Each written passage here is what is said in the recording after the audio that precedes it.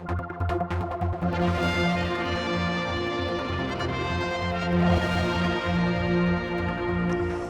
PAG are having their monthly meeting, and a special guest from the BBC has come over, Martin here, to talk about the freedom of information. And already the media's been on to you a lot here because there's great interest. I'm sure you found that out already, that the Isle of Man hasn't got it, may get it. What form it's going to get it, I don't know, but you're going to explain more about it tonight.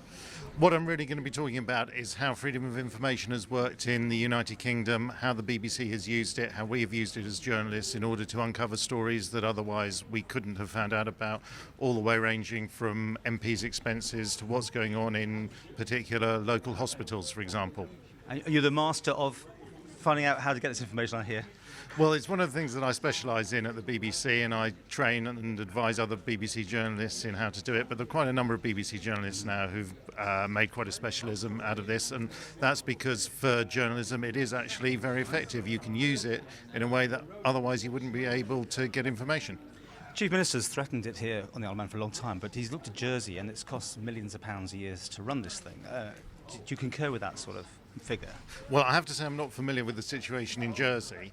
Clearly there are costs involved, there's no doubt about that, but in the law we have in the UK, if a request is too expensive for it to be answered, then it can be turned down on the basis that it would cost too much to locate and retrieve the information. And I think most people, perhaps just about everybody, would accept there has to be some financial constraint. That seems to me reasonable enough.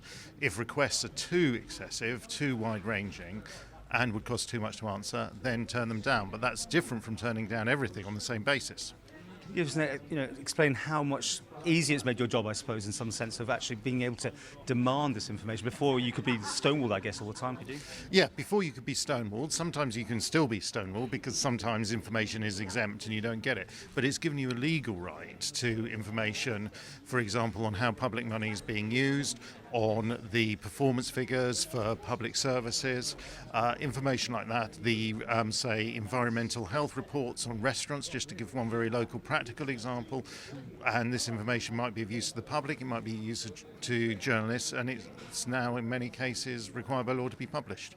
I don't know how much you know about the Isle of Man, but I mean, there's a lot of sort of the internet forums are always going on the conspiracy theories that government here is run in a very sort of dictatorial way, although the Chief Minister would obviously deny that.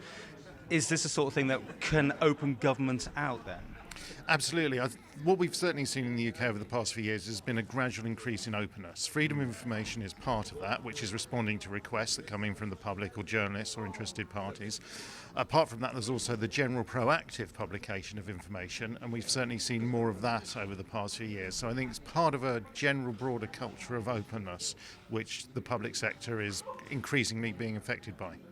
Am I right in saying that we can, in the Isle of Man, even though we're not part of the United Kingdom, can actually still access freedom of information for UK bodies? Absolutely, because under the UK law, you don't have to be a UK citizen, so anybody from anywhere in the world can make an FOI request to a public authority in the UK. So there's nothing whatsoever to stop Isle of Man citizens doing that for information they're interested in from the UK.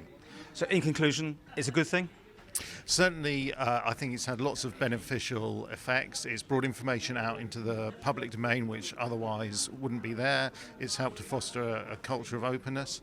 I think it's had many, many public benefits. And I have to say that the BBC, as a journalistic organisation, thinks freedom of information is a good thing.